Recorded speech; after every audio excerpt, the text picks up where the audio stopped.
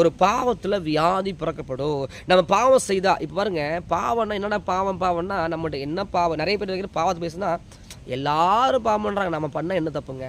எல்லாரும் பண்றாங்க. நான் பண்ண தப்பு என்ன? இது மாரி ஒரு நெறைய வார்த்தை கிறிஸ்து சொல்றவங்க. அவங்க பண்ணலாங்க. ஆனா நீங்க பண்ணக்கூடாதுங்க. இந்த உலகத்துல இருக்கிற மனுஷங்க 1000 பாவம் பண்ணலாம், 1000 காரியங்கள செய்யலாம். ஆனா தேவ பிள்ளை உனக்கு தகுதியா இருக்காது. நீ உலகத்துல இருக்கிறவன் படம் பார்க்கலாம், உலகத்துல இருக்கிறவன் அசிங்கமா கெட்ட வார்த்தை பேசலாம், உலகத்துல இருக்கிறவன் என்ன வேணா செய்யலாம். அது அவங்களுடைய காரியம். அது அவங்களாச்சு கர்த்தராச்சு. ஆனா தேவ பிள்ளை உங்களுக்கு நான் சொல்லுகிறேன், நீங்க தயவு செஞ்சு இப்படிப்பட்ட துர்மார்க்கத்தனமான பாவங்களை விட்டு விலகி ஓடுங்க. ஒரு சில வியாதிக்கு பிரச்சனை என்னன்னா உங்க பாவம் தான். ஒரு சில வியாதிக்கு பிரச்சனை உங்க பாவம்.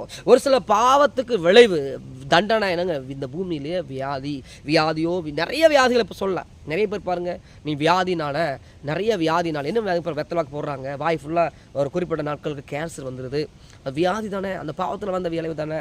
ஒரு சில பாருங்க பரம்பரை அதுக்காக எல்லா வியாதியும் பாவத்தில் வர்றதில்ல. ஒரு சில வியாதி தேவன் நாம் மகிமைப்படுறதுக்கவே வச்சிருப்பாரு. 32 வருஷம் ஒருத்தனை வந்து படுத்திருக்கிறவனா வந்து கர்த்தர் எழுப்பி அவனை நடக்க பண்றாருன்னா தேவன் நாம் மகிமைப்படுறதுக்காக வச்சிருந்தாரு. இதை விட இயேசு கிறிஸ்து ஒருத்தனை அவன் நடக்க பண்றாரு.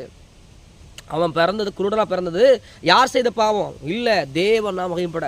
ஒரு சில நேரங்கள் நம்முடைய வர்ற வியாதி தேவன் நாம் மகிமைப்படுறதுக்காகவே தேவன் அதை அனுப்பிப்பாரு. தெரிஞ்சுக்குங்க, தேவ பிள்ளைகளை சொல்லுகிறேன், தேவன் உங்களை ஆசிர்வதிக்கவும் உயர்த்தவும் உங்களை மற்றொரு மத்தியில் உயர்த்தவும் கர்த்தர்னு ஒரு சில வியாதிகளை கர்த்தர் அனுப்பிப்பார். அது உங்களை அழிக்கும்படியல்ல, உங்களை அதில் தேவன் நாம் மகிமைப்படுத்துறதுக்காகவே ஒரு சில காரியங்களை செய்வார். நீங்கள் சொல்லலாம், ஒரு சில நேரம் போராட்டம் வந்துட்டே இருக்குது, எனக்கு பிரச்சனை வந்துட்டே இருக்குது, பாடு வந்துட்டே இருக்குன்னா முதல்ல தெரிஞ்சுக்க, நீங்கள் பாடு காரணம் முதலாவது என்னென்னு யோசிங்க, எதனா காரணம் யோசிங்க. நிறைய பேருக்கு பாடு வந்தோன்னே என்னை ஆண்டவர் ரொம்ப போராடுறாரு, ஏன் ஆண்டவர் ரொம்ப சோதிக்கிறான்னு சொல்கிறாங்க. இல்லை, கர்த்தர் சோதிக்கவே மாட்டார். ஒரு மனிதனை சுத்த பொன்னை போல கர்த்தர் உருவாக்குவார். வெள்ளியை 7 முறை குகைகளை எப்படி புடமிடுவாங்களோ அதை போல ஒரு தேவ மனுஷனை தேவ பிள்ளைகளை கர்த்தர் உருவாக்குவார் இல்லைன்னு சொல்ல. ஆனால் இந்த உலகத்தில் உபத்திரம் இருக்குது, உபத்திரம் இல்லாத எந்த மனிதனும் இல்லை. மருத்துவருக்கெல்லாம் மருத்துவர் கர்த்தர் தான். இயற்கைக்கு அப்பாற்பட்ட காரியங்கள் செய்கிற கர்த்தர் தான். ஊழியத்தின் பாதைகளில் பெரிய பெரிய அற்புதங்கள் நான் பார்த்துருக்கேன், கண் கூட நான் பார்த்துருக்கிறேன், நேச்சராக பார்த்துருக்கிறேன். தேவன் செய்த இயற்கைக்கு அப்பாற்பட்ட காரியங்கள். அது பாருங்க, ஒரு முறை குன்றத்தூர் இடத்துல ஒரு தம்பி கூட்டு வந்திருந்தாங்க. செல்ஃபோன் பார்த்து சரீரமெல்லாம் பாதிச்சிருந்தது.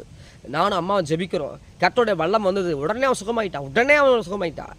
அவனோட வாழ்க்கையில் பெரிய மாற்றம். அவன் அற்புதம் பெற்றதுக்கப்புறம் அநேகர் ஃபோன் பண்ணி எங்களுக்காக ஜெபம் பண்ணுங்கிறாங்க. அப்போது தேவன் நாம மகிமைப்படுறதுக்காக ஒரு சில வியாதி நமக்கு வருது. தேவ பிள்ளையே, நீ வியாதி வந்தோன்னே நீ சோர்ந்து போகாத.